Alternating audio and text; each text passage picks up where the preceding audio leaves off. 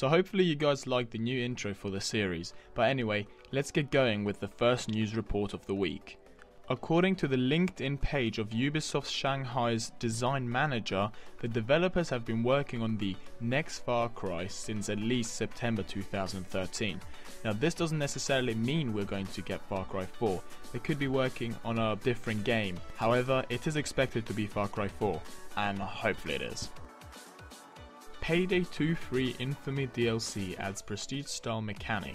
Similar to the Prestige feature in Call of Duty, Infamy lets players who have reached the maximum rank trade it in exchange for exclusive perks. Not only must you be level 100 to claim Infamy, but you must also have $200 million in your game account. After choosing to become infamous, players will immediately return to level 1, lose $200 million and all the spendable cash and have all their skill points removed.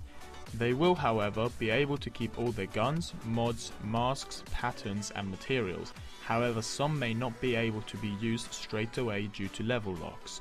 Although this means they will essentially be starting fresh as a new criminal, they will also gain one level of infamy, an infamy card displaying their level and one infamy point to spend in the game's new infamy skill tree. The first official footage from Bioshock Infinite's next DLC, Burial at Sea Episode 2, was released last week. Now this trailer does contain spoilers, so if you want to watch it yourself, the video will be linked in the description. A PS Vita Slim has been confirmed, dated and priced for UK release.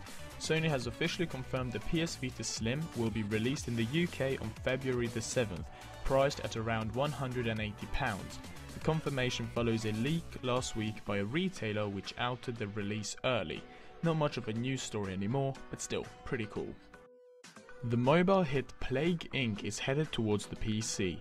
Plague Inc. Evolved will release on February the 20th with rebuilt visuals, new content creation options and a multiplayer mode. The game actually has a pretty cool website with some cool things to check out, so if you feel like having a look, it will be linked down below. Namco Bandai has announced that an Ace Combat Infinity open beta will take place in February. It actually starts today and will go on until next week.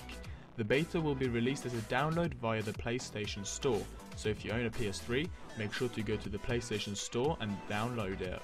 The announcement was brought alongside with a trailer, so if you want to take a look, it's linked in the description. A bunch of new screenshots and concept art of The Evil Within has been released. The new screenshots give a closer look at the Boxman and the mysterious character who appears to be one of the game's main villain. Another shows the hero character, Detective Sebastian Castellanos, trying to close a giant door before the Boxman can reach him. If you want to check out any of the screenshots by yourself, I have linked it down below. A new police-themed Battlefield set for 2014 release. California studio Visceral is developing the latest installment in the Battlefield series, with the release date planned for 2014. Aside from it being a police-themed game and its release sometime later this year, there are no further details on the game. However, this does seem weird because, as I mentioned in a previous episode, DICE has previously suggested they cannot annualize Battlefield, as each project tends to run up to 18 months, so I guess we'll have to wait for further information. So you may have heard that Ubisoft has abandoned the Watch Dogs trademark, which led us all to believe that the game was getting a new title. However, Ubisoft has commented on this issue and said that they are working to reinstate its Watch Dogs trademark after a fraudulent request for express abandonment was filed last week, so pretty much nothing has changed. And now before we wrap up, let's quickly take a look at which games have achieved a sales milestone. Killzone Shadowfall has passed 2.1 million copies sold, which is almost 50% of all the PlayStation 4 games sold. The Minecraft PC version sells 14 million copies, whereas Skyrim reached 20 million sales worldwide. So hopefully you enjoyed today's episode, and I will see you again next Tuesday.